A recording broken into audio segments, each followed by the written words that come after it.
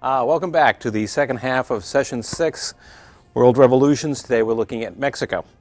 Before we continue and look at the actual revolution, let's go back for a moment and just summarize some of the key points from the historical survey that we did of Mexico in the first half. Here are a series of points that come out of that historical background that are important in understanding the revolution.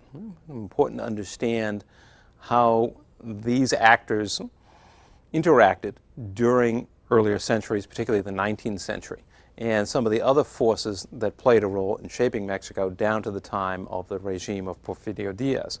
First of all, we find that peasant rebellions are a common feature of Mexico's history, both in the colonial and national periods.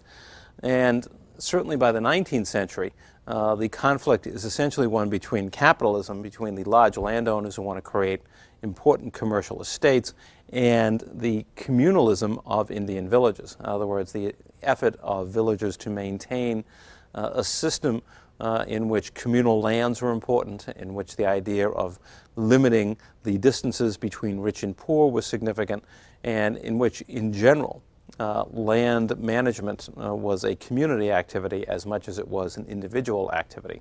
This stress can be seen all the way back into the early colonial era, but it accelerated rapidly in the 18th and 19th centuries, particularly in the 18th century as the Crown decides to move away from its policy of protecting indigenous inhabitants and their lands to some degree, limiting to some degree the extent to which large landowners can impose their control upon them.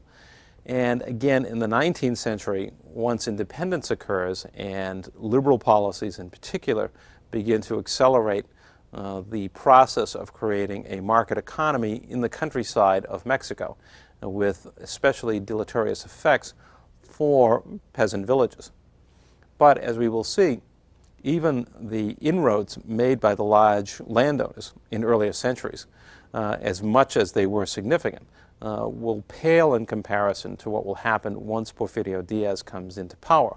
Meaning, if this process in an earlier and slower stage caused considerable disruption, caused these rebellions in the southwest of Mexico in the 18th century and others such as that by Juan Alvarez in the middle of the 19th century, how much worse will it be when the state decides to really become aggressive, moving far beyond anything that was imagined with the Ley Lerdo in the 1850s? What will happen in terms of rural unrest? Well, we can well imagine it'll become far more significant under these conditions. Now, workers. Workers are another important factor. Mexico is not a highly industrialized society and still won't be highly industrialized at the time of the revolution, but they will play a significant role in the revolutionary process. And they too have a history of rebellion. In the earlier centuries in the colonial era, rebellion that was largely spontaneous in form.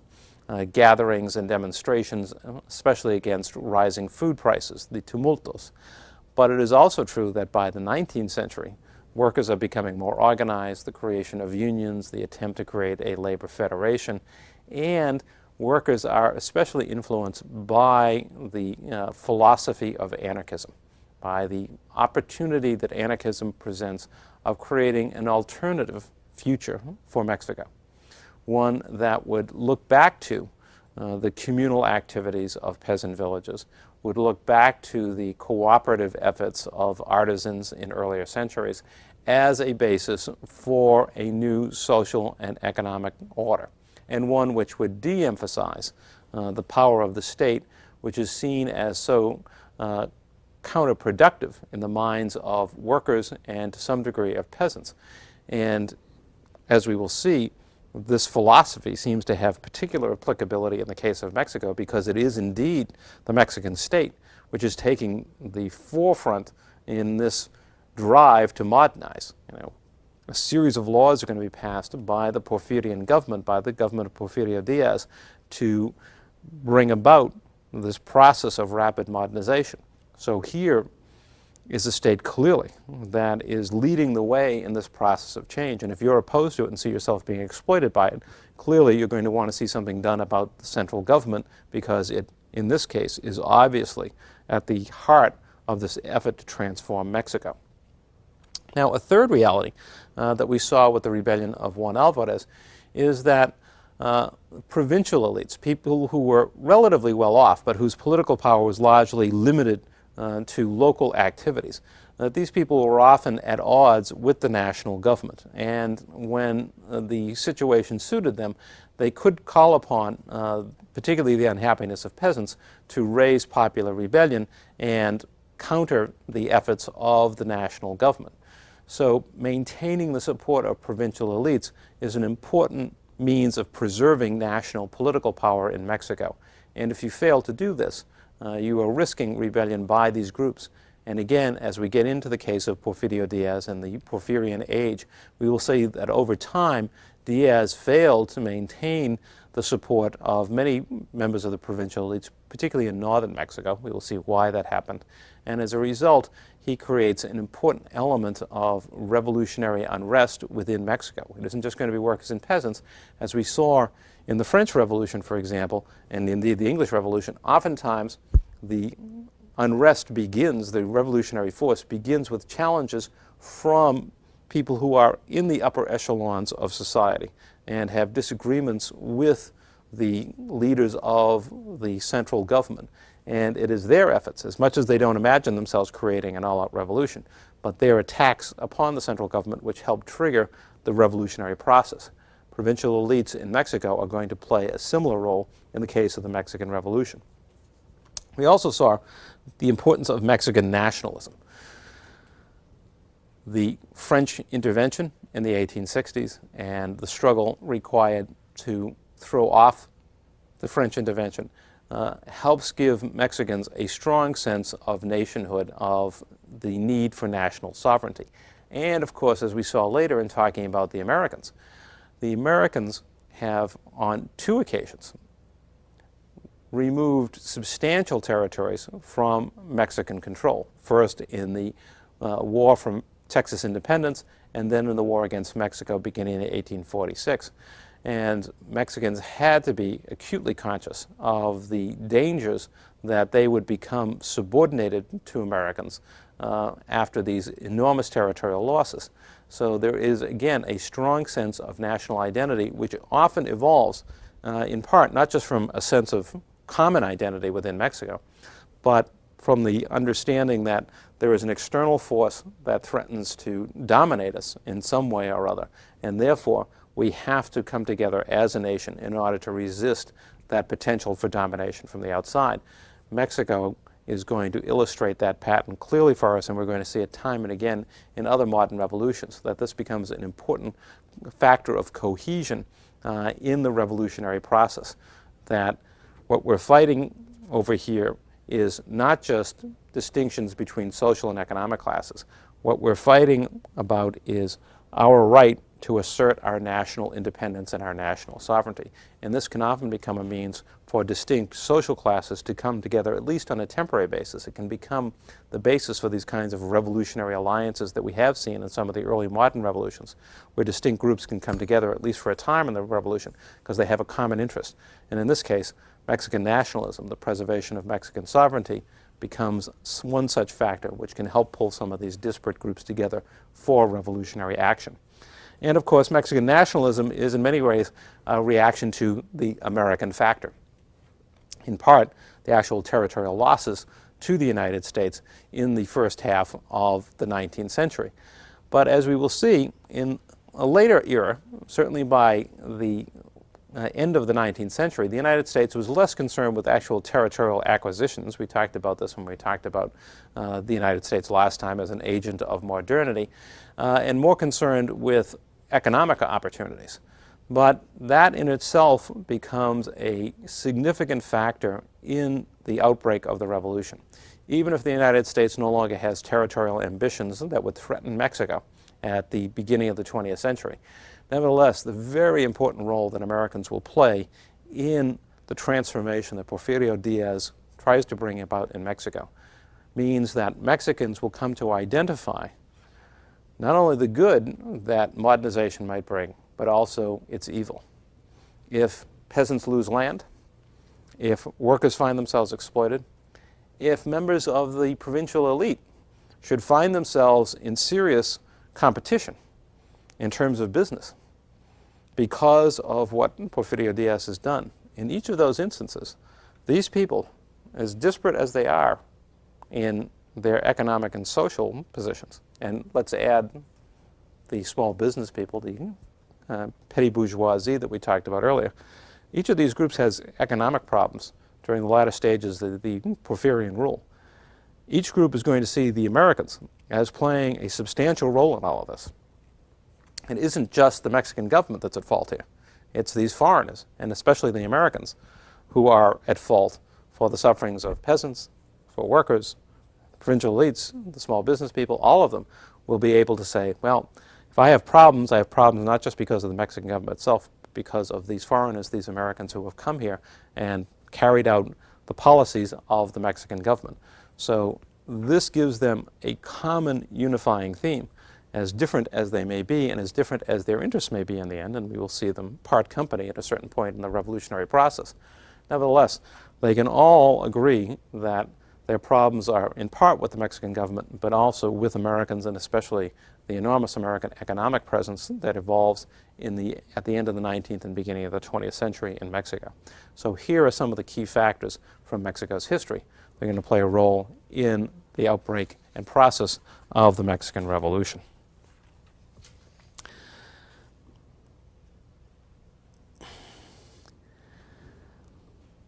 After his successful revolutionary upheaval in 1876, Porfirio Diaz is as good as his word. He is going to pursue a policy of opening up Mexico to foreign investment.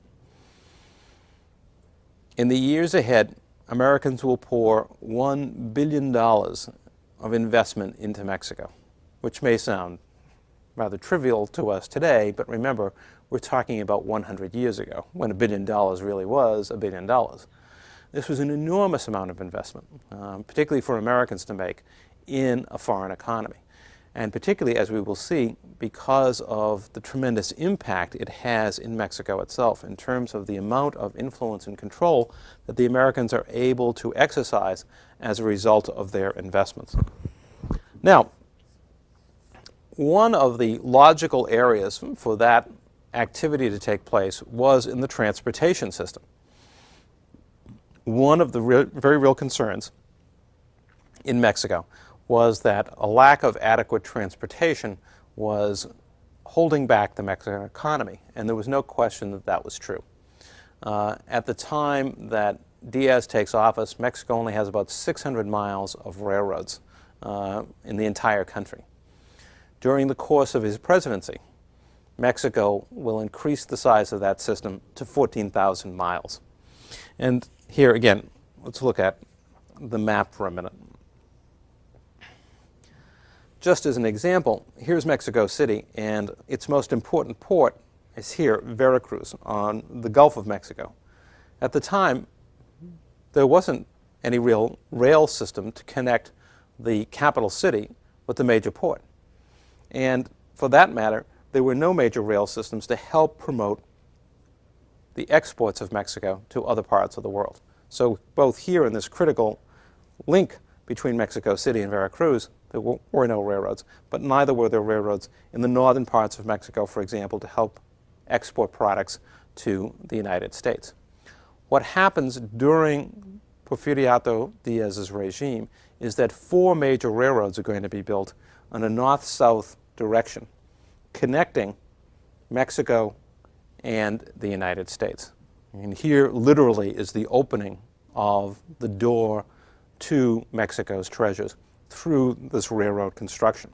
As a result of this, Americans could bring in technologies for both mining and agricultural development, and eventually the oil industry development, and even more importantly, they could export the raw materials, the resources of Mexico directly into the U.S. economy.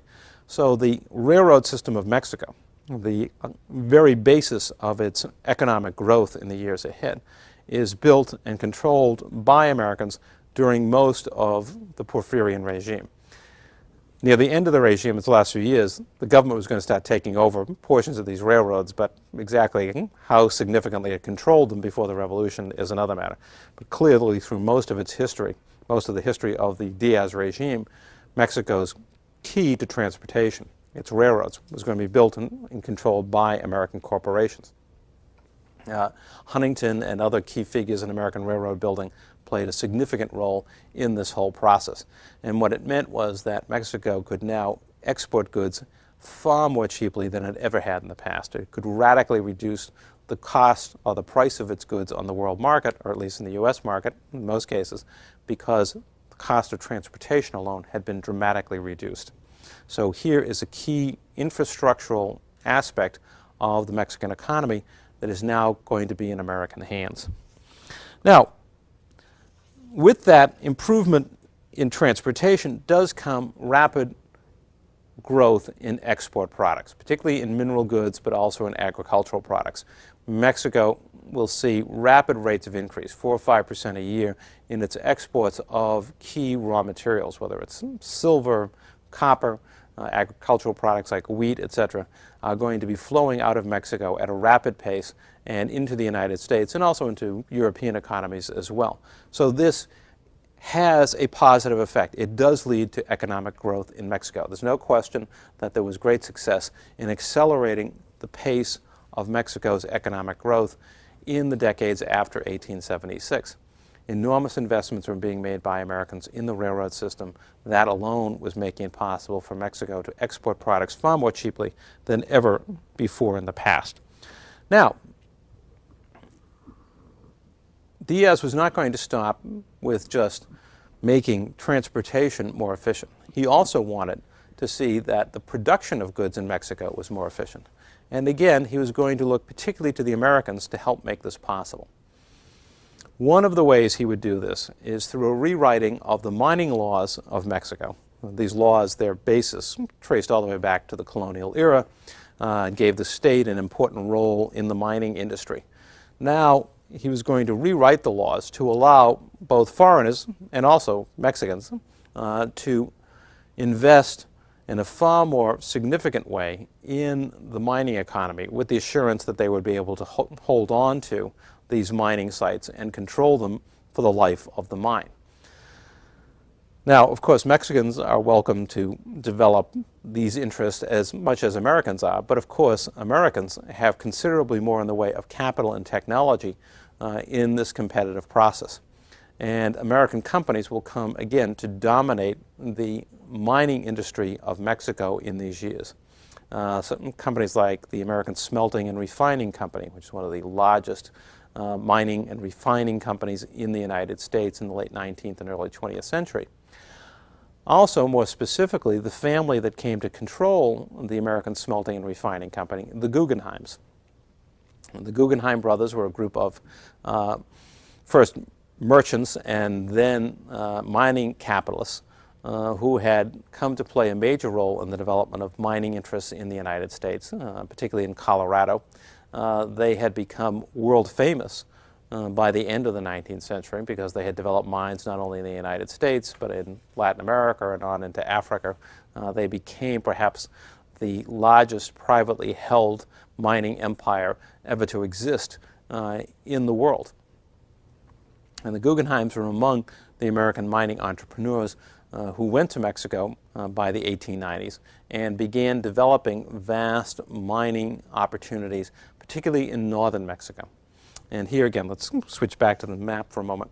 When we look at Mexico and look across these areas, particularly in northwest Mexico, Cananea, for example, is one of the key mining centers. The entire state of Chihuahua down here. Here is where much of Mexico's mining wealth lies, in the northern desert regions of the country. And here the Americans were pouring in capital to develop those mining interests.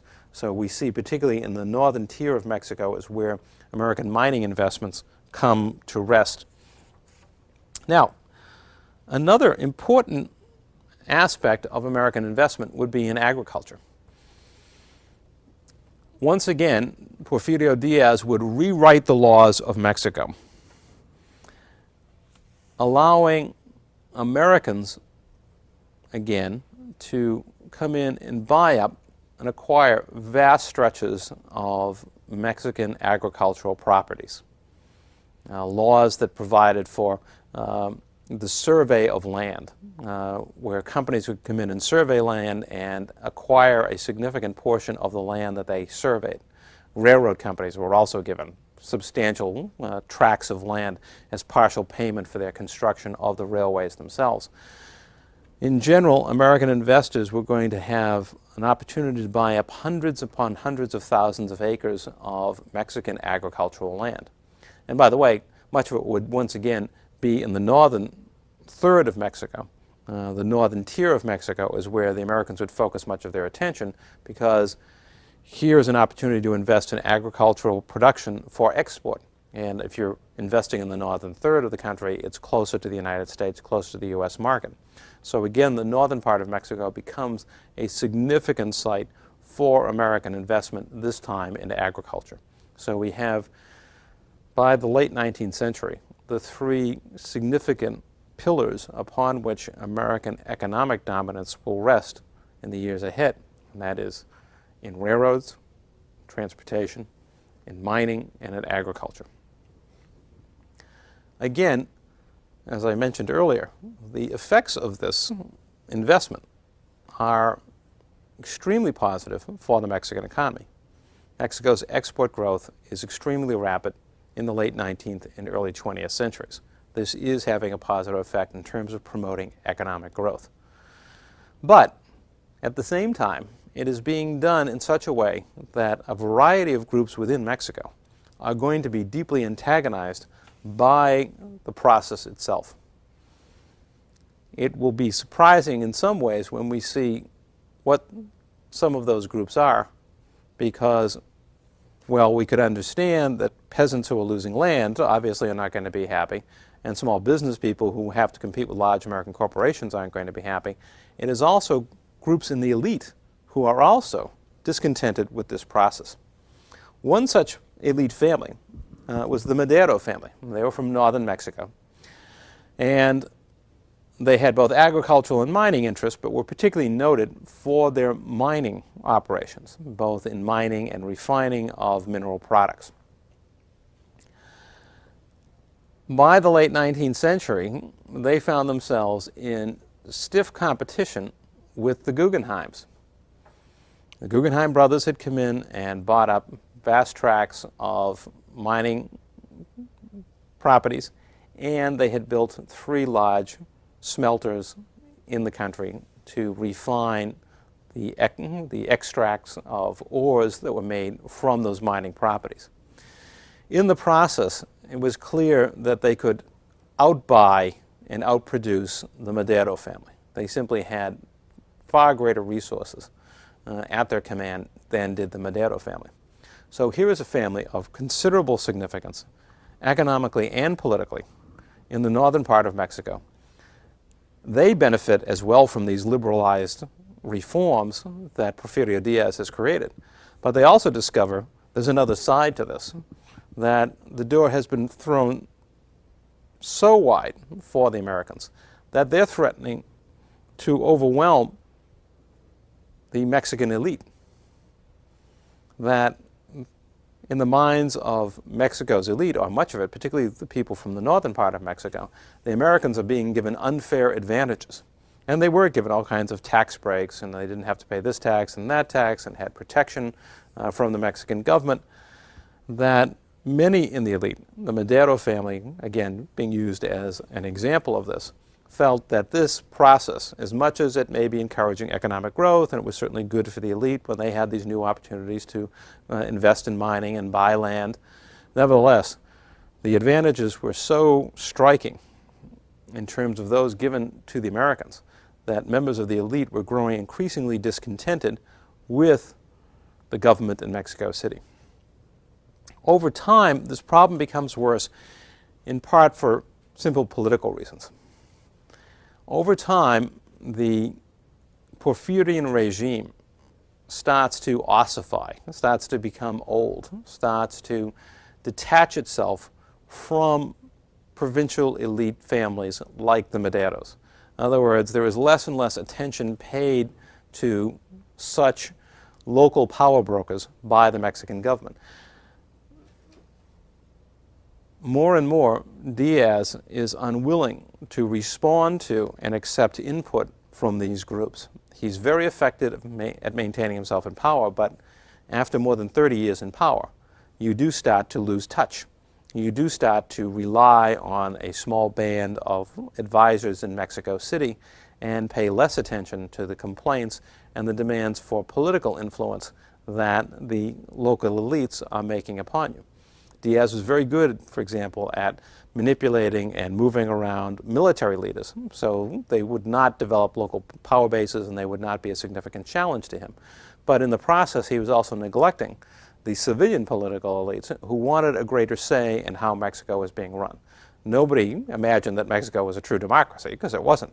But nevertheless, the elites want to be heard. They want to become part of the inner circle in Mexico City, and Diaz is failing to do that. From the perspective of these local elites, they have two critical concerns. One is that the Americans are overwhelming them, that they will be outspent and will simply fall by the wayside because of the competitive position that the Americans have as a result of Diaz's reforms. Their second concern is a political one, that they are being kept out of the inner circle of political decision-making in Mexico City. So these are concerns that they are going to voice and that will eventually drive them to directly challenge the Diaz regime. As much as it has been good for them, as much as Diaz not only has liberalized the economy in terms of making it possible for them to acquire new lands and invest in mining, and of course the railroads benefit both the Americans and domestic producers. Not only that, but Diaz has made it a policy to keep the peace, both among peasants and workers. Peasants who rise up face inevitable attacks from the military of the Mexican government. The military will be used whenever necessary to suppress peasant unrest, and the same with workers. They faced harsh reprisals if they challenged the regime and the activities, the economic activities that were triggered by these reforms. Diaz had a rural police force known as the Rurales that were a part of this same process. And it was not justice that was being meted out here, but essentially reprisals against peasants or workers who dared to challenge the system. So again, the elites benefited from this as much as the Americans did, but nevertheless, they felt that these policies were being pursued in such a way that they were operating to their disadvantage. They wanted some say in how the regime was going to function in the future. Now, small business people have similar kinds of concerns. A man like Alvaro Obregón. Obregón was a chickpea farmer. Now, he wasn't just, a small-time, family farmer. He was a commercial farmer, and man of some substance, not as wealthy as the Maderos by any stretch of the imagination. He wasn't a great landowner, but a commercial agriculturalist by all means. But he and others like him, merchants, small shopkeepers, felt that their interests were being pushed aside again to enhance the opportunities for Americans. And that, of course, when the Americans came, many of those who came were of the sort of the Guggenheims, the Stillmans and others. They were big business. And how were people like Obregón to compete successfully against these huge American corporations? And indeed, American investments in agriculture are no small deal. I mean, there are some relatively small, modest colonies of American settlers who are invited to Mexico. But much of what is going on is agribusiness in the modern form. Modern corporations that come in and invest in huge tracts of land that want to create modern commercial haciendas, raising cattle and crops, etc. How are commercial farmers like Obregón to compete in this kind of environment when, again, the Americans seem to gain all the advantages and seem to be preferred as a tool of development to development by domestic producers? So again, we see among small business people discontents. Small merchants. Yes, they benefit when the Americans come in and develop a mine. They bring new economic activity. The merchants are able to sell more goods. But then the Americans set up a company store and insist that the workers buy only at the company store. Well, now the merchant who benefited initially from boosted economic activity is suffering because he can't sell to the local workers because they have to buy at the company store.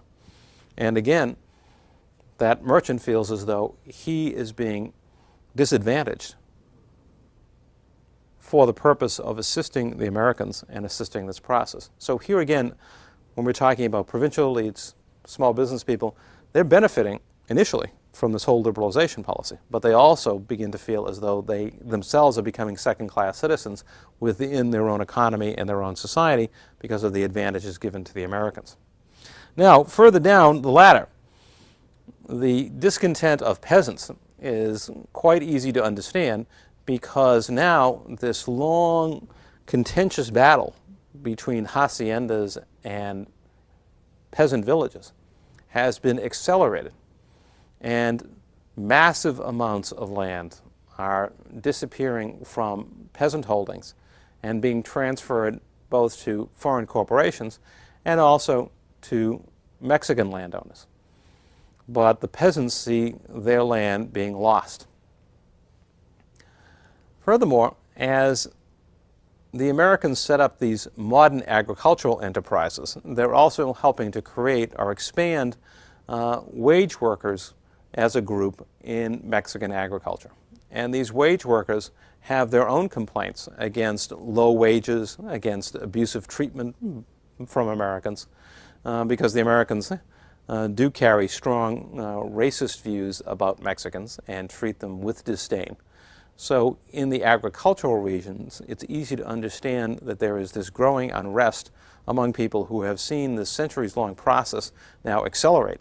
And the acceleration is clearly to favor commercial landholdings and hacendados and American agribusiness at the expense of the rural populations of Mexico. Out of this kind of discontent rise two of the revolution's leaders in Emiliano Zapata and Pancho Villa. Now, Zapata and Villa come from very different parts of Mexico. Zapata is from this area southwest of Mexico City, and he represents a mix of both traditional peasants but also agricultural workers who are the subject of exploitation by large landowners in that region. And then Villa is from the north, and he represents a broad mix of people that include ranch hands, mine workers, small landowners. These two, although both rurally based, are from strikingly different rural environments, but they have a common concern, and that is this process of modernization that Porfirio Diaz is pursuing is disadvantageous to both them and the people around them. They see their rural societies being radically altered and not to the advantage of rural peasants or workers, mine workers and others, ranch hands, cowboys. They all see themselves as the victims of this process, and many of them particularly see this as both the work of the Mexican government and the Mexican elites, but also the work of the Americans. So we have a variety of groups in Mexican society, all of whom are becoming alienated from this process of modernization, even though seemingly the process is working, which is true. And if we just count what is done in terms of the growth of the Mexican economy, despite the fact that it would suffer some setbacks in the years just before the revolution. If you're wondering, is there an endless process of growth? No, there is some setback, a major recession in 1907 in particular. But overall, the fact is, if we take the 34 years of Porfirian rule and judge it as a whole, there is this dramatic growth in the economy. But it is also true that it is being done by making much of the population, particularly peasants and workers, but especially the peasant population, pay an enormous price. They're losing land. They're forced into debt peonage relationships at a rate never before seen. Their way of life is being destroyed. Workers on farms, workers in factories, workers in mines see themselves being exploited as never before, and subject to labor processes that are far more rigorous than ever before.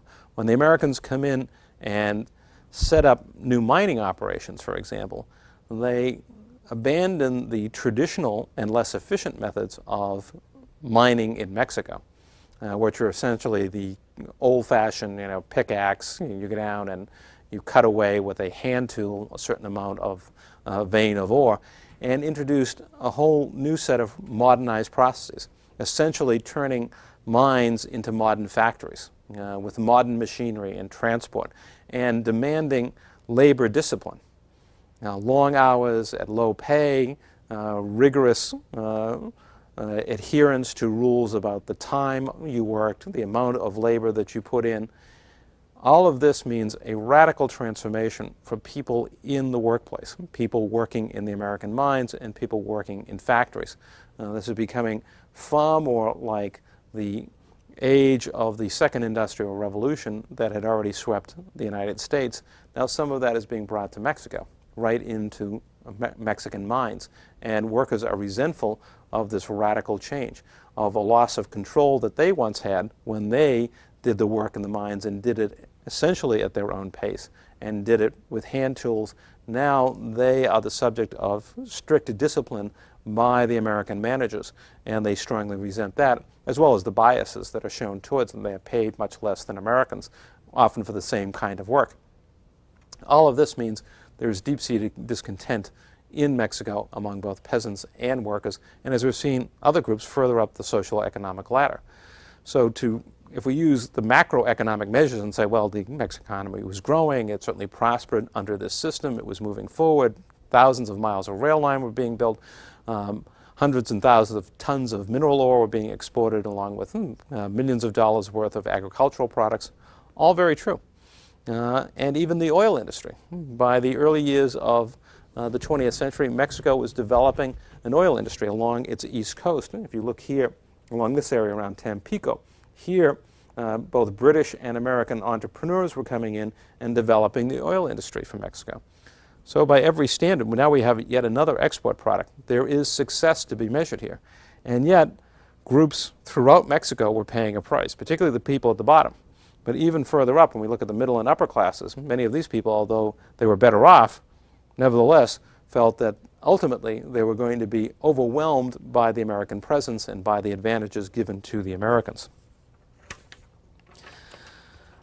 The challenge to Diaz comes, not surprisingly, from that same Madero family that saw its economic interests being challenged as a result of the Guggenheim presence.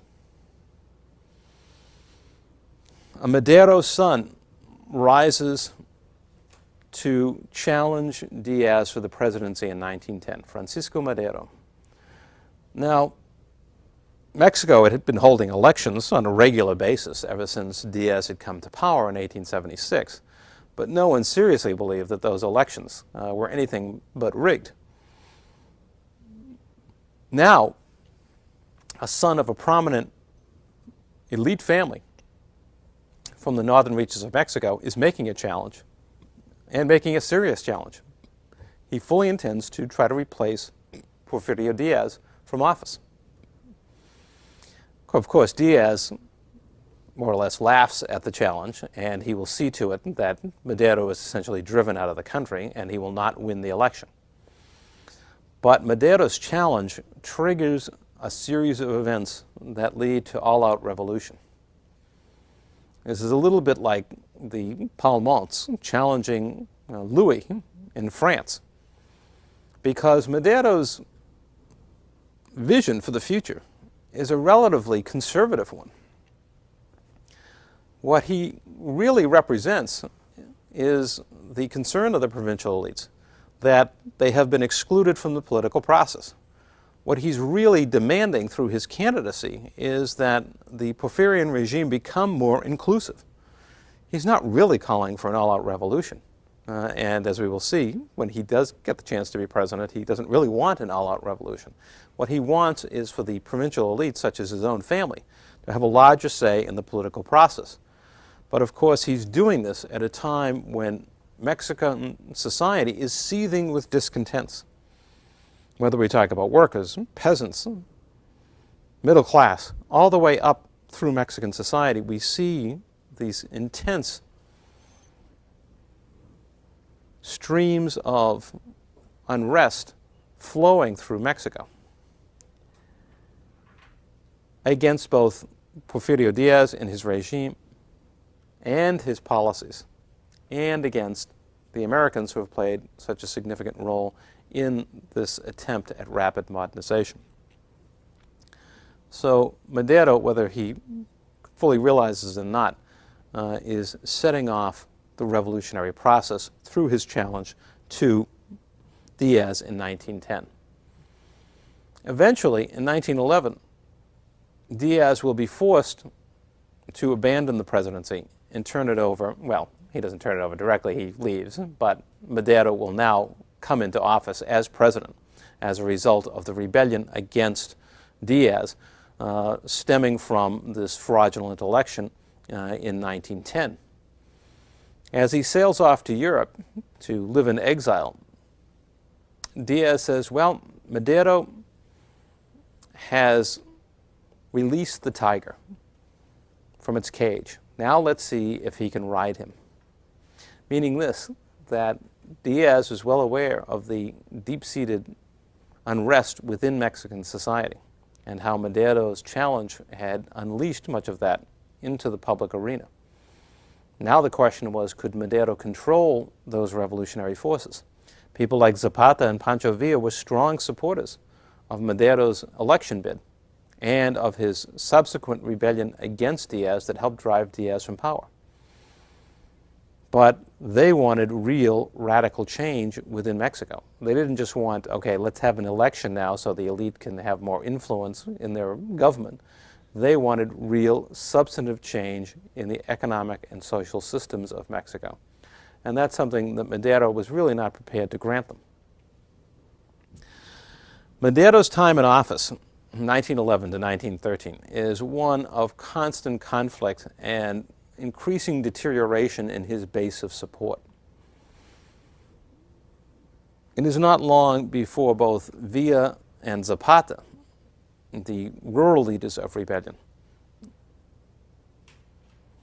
turn against Madero as well.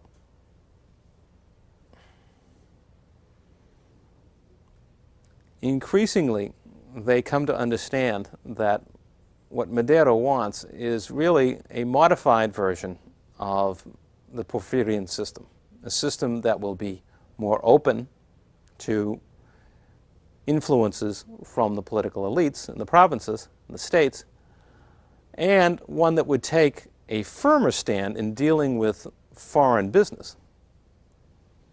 But this is not a system that is going to be wholly democratic, and Madero would hardly think of shutting off the spigot of American capital flows into Mexico. Yes, he wants the national government to assert greater control, but not to the point where foreign investors would be driven from Mexico, or where foreign investors would fail to play a major role in Mexico's economy. So his vision of the future is conservative indeed. It is a modification upon the Porfirian plan. Eventually, with his base of support disintegrating, Madero fell victim to a plot by an army general who had been in Diaz's military, and he is assassinated in 1913.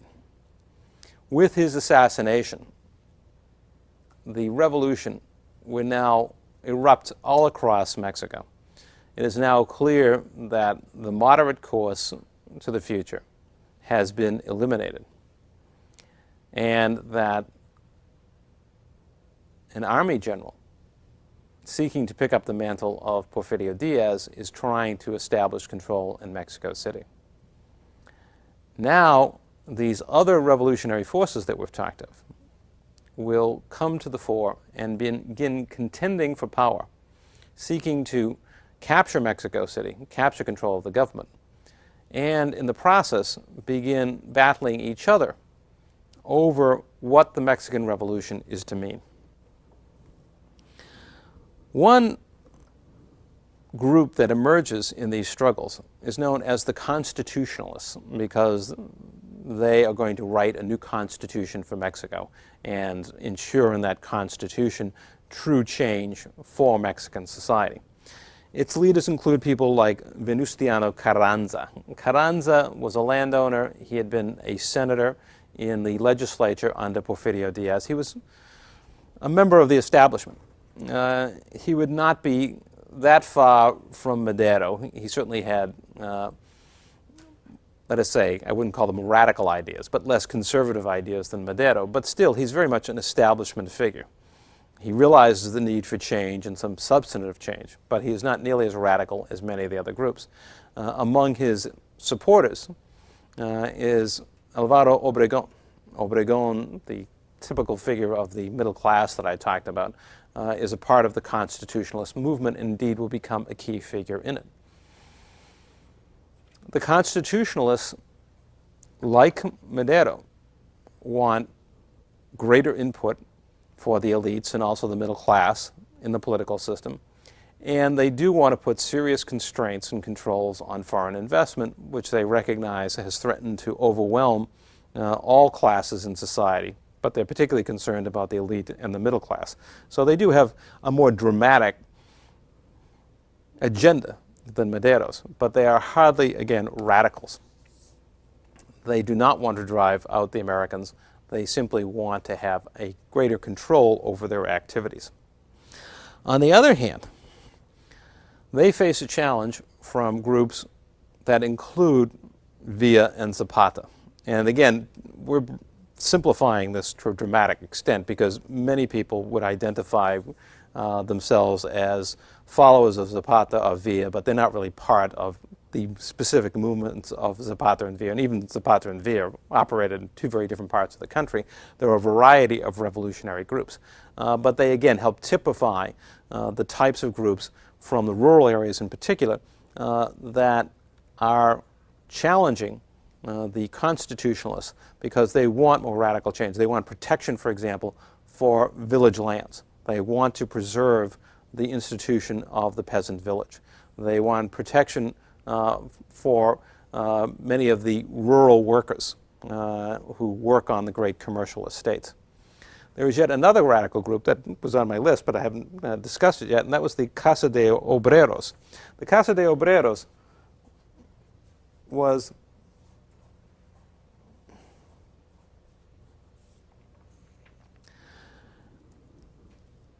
a labor organization, particularly centered in Mexico City, and one that was heavily influenced, strongly influenced by the anarchist tradition. These are industrial workers in Mexico City, working in factories. Others, for example, work in the electric plants that have been created in Mexico City. There are branches elsewhere, for example, in the oil fields in eastern Mexico, but particularly strong in Mexico City itself. The workers of the Casa are pursuing an agenda of their own, which is strongly anarchist in its orientation. They want to eliminate capitalist development in Mexico. They want to assert worker control over the economy so that workers would run the factories and capitalism would come to an end in Mexico. And they want to create a decentralized society where there would not be a powerful state that could encourage and make possible the exploitations of the past. So here we have a strong anti-capitalist sentiment being expressed by these urban workers. What's important to remember that they too, well, they would fall on the side of radicals, that we could describe them as radicals. This is not a coherent set of groups. We can't take Villa and Zapata and the Casa and other groups and say, well, we have this coherent organization. When we look next time at the Bolsheviks and the Russian Revolution, here you have a revolutionary party with a variety of elements in it, but it's a relatively coherent movement. Here we've got a variety of groups, all challenging the regime in Mexico City, but even the radicals are not part of one coherent single political movement, and as we will see, there are substantive differences. In the time after Madero's assassination, armed conflict sweeps through Mexico as these various groups challenge each other. They challenge the regime in Mexico City. The constitutionalists fight against it. The radicals do. The radicals and the constitutionalists challenge each other. So Mexico devolves into a period of acute violence across its territories as these various groups fight each other and try to achieve control of the national government. Now, as these events unfold, the United States is not indifferent to what is happening in Mexico. There is, after all, by this time, more than $1 billion of U.S. investment in Mexico, and much of it is being damaged by this revolution. Can't help but be, because, of course, if people are tearing up railroad tracks and trying to secure money from foreign corporations to help fuel their revolutionary activities, American interests are going to suffer out of all of this, even if it's only because exports are going to decline, economic activity, whether it's mining or agriculture or oil, is going to be more difficult to pursue. But beyond that, there is, of course, the fact that some of these groups do seem to have very radical ideas. Zapata was influenced in part by anarchist thinkers as well. The agenda of radical groups, even though it may not be a single agenda, they may not be operating as a single coherent movement, is a real threat to American interests, because some of these groups clearly want to dispense with foreign investment and are even talking about creating a society which would not be a capitalist society. So the United States has profound concerns about what's going on just south of its border in Mexico, where it has so much capital invested, where large corporations like the Guggenheim Brothers interests are being threatened.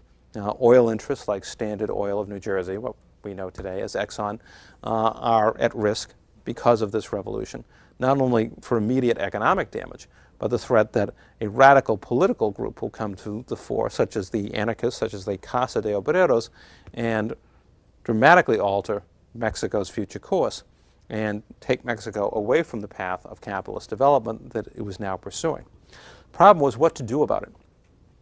President Wilson met with a number of his advisors to discuss this situation, and they did consider the possibility of outright military intervention, of sending a U.S. military force down to end the revolution and to, as they would put it, restore order. In other words, put in a regime that would remain favorable to the United States and to its interests.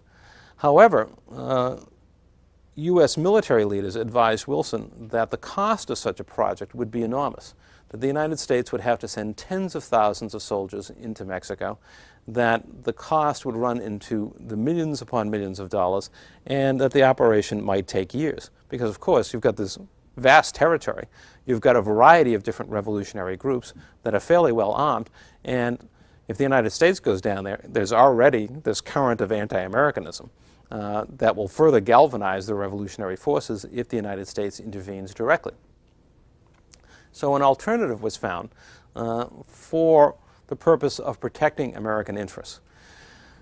The U.S. essentially felt that the constitutionalists, well, they too were anxious to control American investment in Mexico and did not want to use the same open-door policy as Diaz had. Nevertheless, the constitutionalists were more groups that they could identify as part of the establishment. People like Carranza had been around a long time. They clearly did not promote the same radical agenda that groups like the Casa did. So the United States decides to throw its lot with these groups.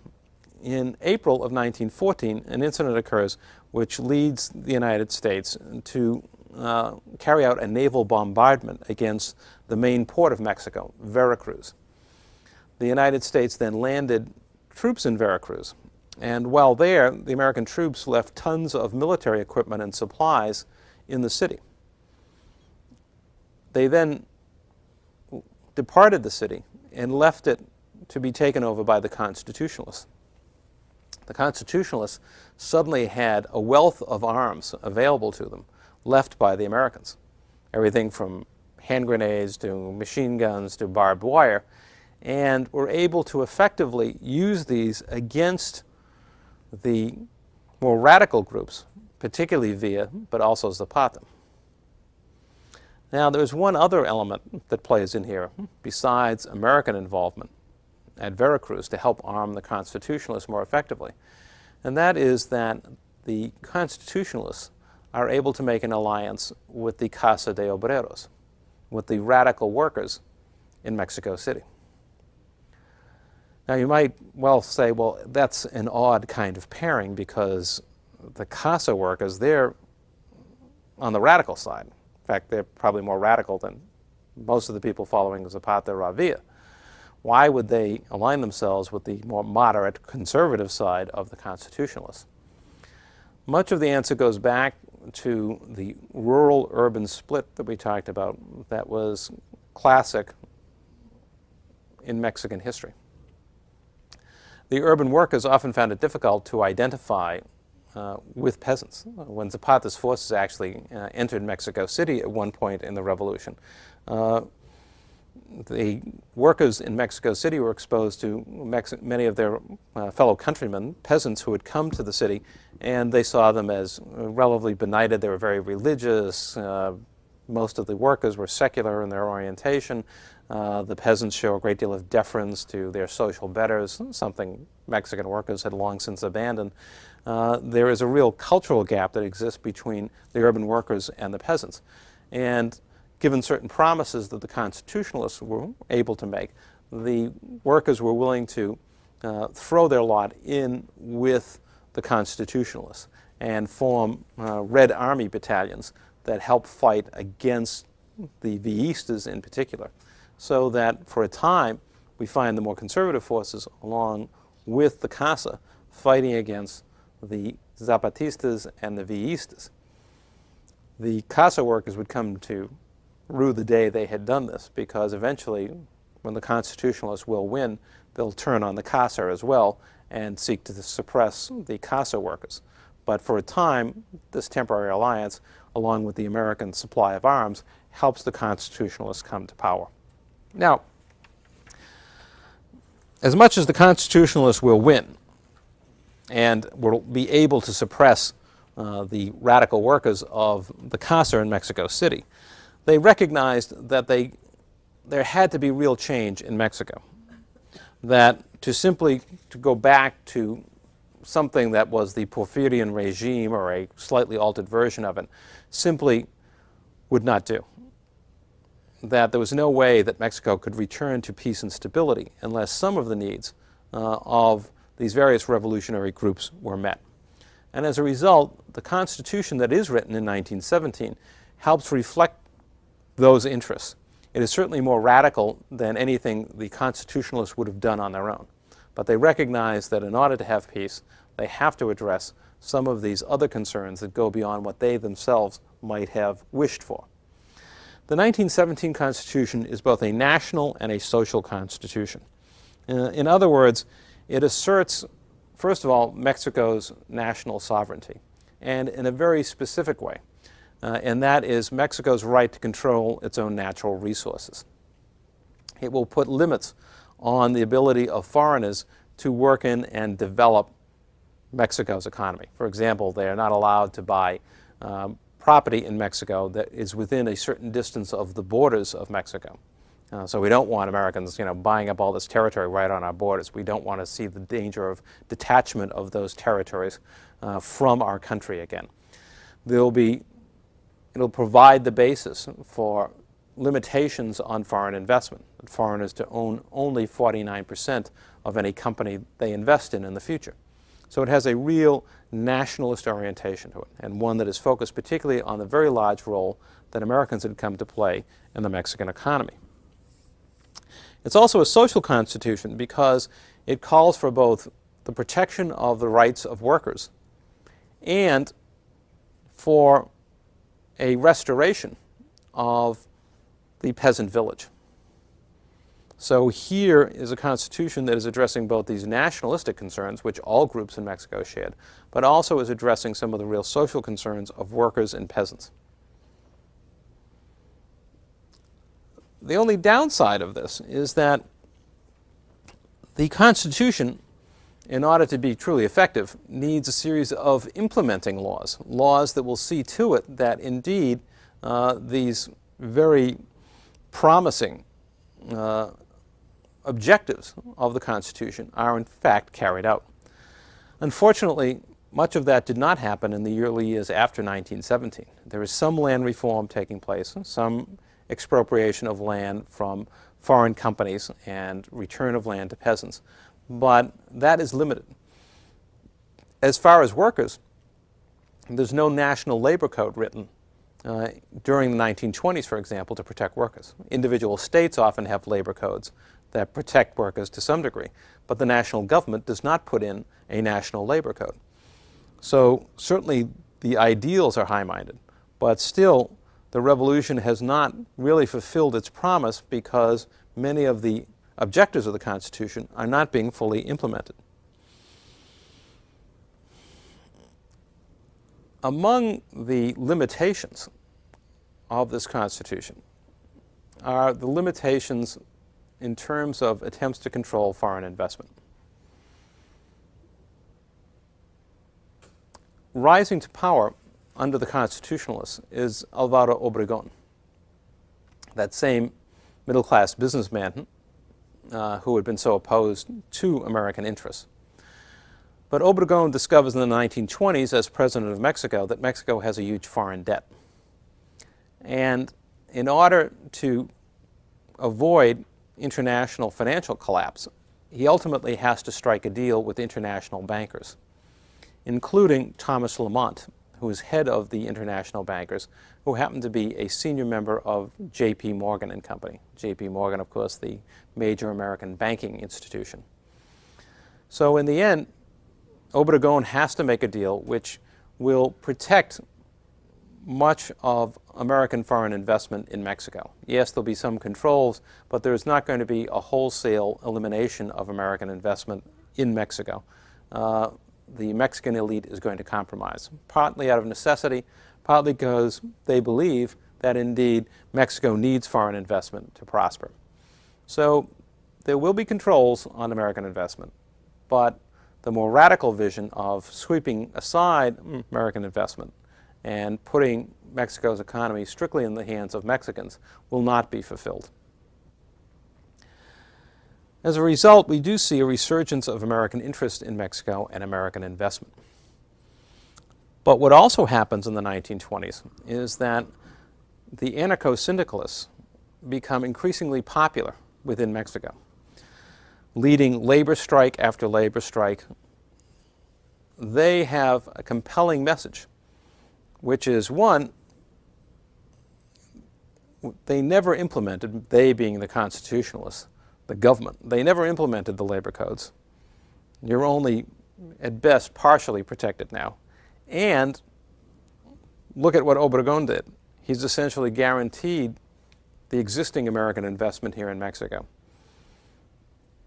What we need is social justice, and we need true Mexican nationalism. So what the anarcho-syndicalists are able to do is present themselves as revolutionary nationalists, that they are the ones who are truly against the domination of Mexico by the Americans and seeking social justice at the same time. This is a message that it's very hard for the constitutionalists to react to, because they indeed have compromised with the Americans and they have not fulfilled all of the promises of the Constitution. This problem is further exacerbated for them with the Great Depression, which devastates the Mexican economy in the early 1930s. Out of these problems, a desperate situation in the economy, and the popularity of the anarcho-syndicalists, who have criticized the regime for its failure to effectively deal with American domination and the failure to implement social reform, the regime turns towards a new leader, in the person of Lázaro Cárdenas. Cárdenas serves as president from 1934 to 1940. And in some ways, his regime is the Second Mexican Revolution, or we could simply call it the fulfillment of the Mexican Revolution. To the extent that significant change comes, it comes with Cárdenas, in part because he realizes that the growing unrest in the country, the failure to fulfill the nationalistic promises of the revolution, and the failure to fill its social agenda. And those problems exacerbated by the devastating effects of the Great Depression. Cardenas revives land reform, and he focuses land reform on the promotion of what is called the ejido. An ejido is simply a communal village landholding.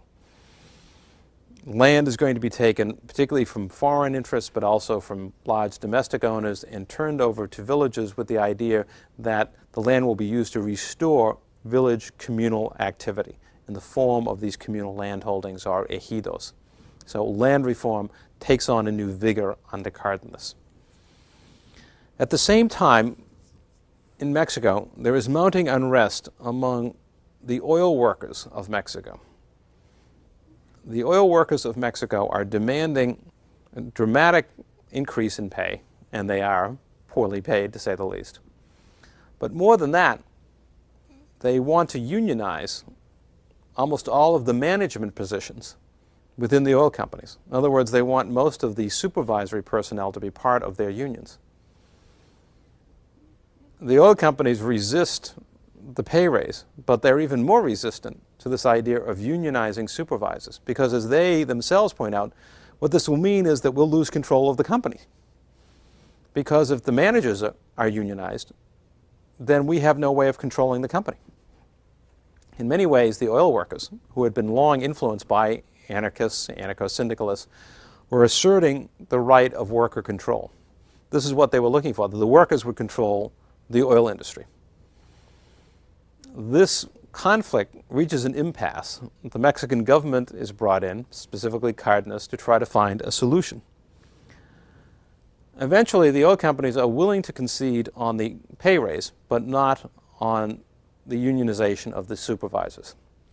The Supreme Court of Mexico rules in favor of the union. The oil companies defy that ruling. And at that point in 1938, in March of 1938, Cardenas nationalizes the oil industry. It is the most historically memorable event of Mexico's 20th century economic history. It is the ultimate assertion of Mexican nationalism, taking control of the oil industry, defying huge American corporations. But in the end, Cardenas does not plan on pursuing the most radical goals of the revolution. And his nationalization of the oil industry makes it clear that that's the case. Because when he nationalizes the oil industry, Cardenas does not give the workers control of the industry.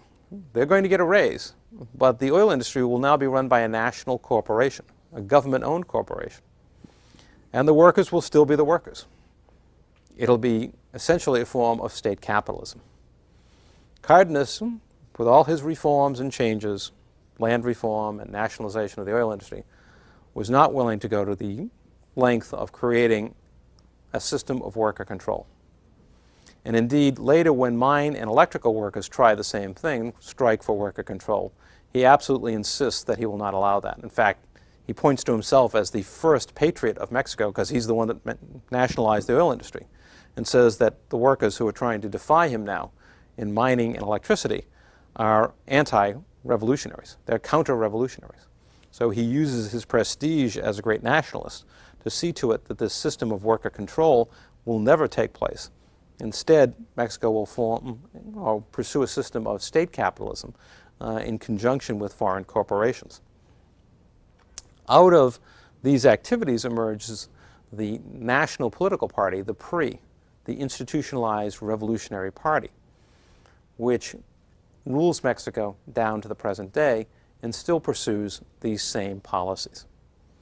So we see that the revolution does make some dramatic changes in Mexico, asserting its nationalism, land reform, rights for workers, but nevertheless it falls short of the more radical ambitions expressed, particularly people in the Casa de Obreros and the oil workers later on. Those more radical visions would not be fulfilled by the revolution. Summing all of this up, what can we say are the basic causes of the revolution? Certainly one of the basic causes is part of Mexico's colonial legacy. that Mexico was characterized by labor exploitation, systems like debt peonage, and acute economic underdevelopment. As of the beginning of the 19th century, those conditions continued to prevail and would continue to prevail through most of the 19th century. That the labor of peasants and workers would be exploited to the maximum, and wealth would accrue to the upper reaches of society. But economic development would not be achieved, and neither would social and economic equality. Typical of that was the conflict between the great estate, or hacienda, and the village. This continuing encroachment of the great estate upon the village, and a process which was accelerated dramatically by Porfirio Diaz when he becomes president in the name of development. So what was a continuing conflictual relationship between large landowners and peasants now becomes a matter of social war as Diaz pursues this process of rapid modernization. In essence, it is this system that we can call liberal developmentalism, meaning how do we develop our economy? Well, Diaz, the classic liberal, has the answer. We open the economy up completely to free market forces. That is what will bring about rapid development. And of course, in Diaz's vision, there is an important role to be played by Americans. They have the capital and technology. Yet, Americans already have a questionable relationship with Mexico, having deprived Mexico of so much of its territory, and now they're going to come in and play a central role in its economic development. As a result, the Americans will become as much a focus of revolutionary forces as the central government itself. Americans will be seen as critical in creating a process which many people in Mexico, particularly workers and peasants, see as highly exploitative. And even among elites and middle class, the Americans will be seen as a threat to their economic prosperity because Diaz is so liberal in opening up opportunities for the Americans as compared to domestic elites and the middle class. And finally, there is the influence of the anarchist tradition, one that we can trace back almost to the middle of the 19th century in Mexico, and one which has heavy influence in the Casa de Obreros and among oil workers in particular, but also mine workers and electrical workers. This is what gives the revolution a truly radical tinge, this vision of a world in which workers will control the economy and create a more equitable and just society. What about goals of the revolution? Well, here we can really spell out some very different possibilities. As far as the elite, if we talk about people like Madero, for that matter Carranza, who later led the revolution, the elite is concerned with political power, meaning they are representative of the provincial elites who have been excluded for so long from power in Mexico City under Diaz. They want participation. Not democracy, but participation. Nationalism. They too are concerned about the increasing power of the Americans and their role in the economy and the danger they will dominate Mexico. Yet, unlike other groups, they see the need for foreign assistance in development. They want to control the Americans, but they don't want to get rid of them. The peasantry. Peasants are looking for land to reverse the process by which they have been losing land and their way of life to the great estates, whether they're Mexican-controlled or American-controlled. And also popular nationalism. They are among the leading forces in fighting for a sovereign Mexican state, which will fend off the domination of the United States, whether it's economic or political. And as for workers, they are seeking a form of socialism, a form of control by workers that they see rooted in their own anarchist traditions, a more equitable and just society at the very least. And they too are ardent advocates of popular nationalism.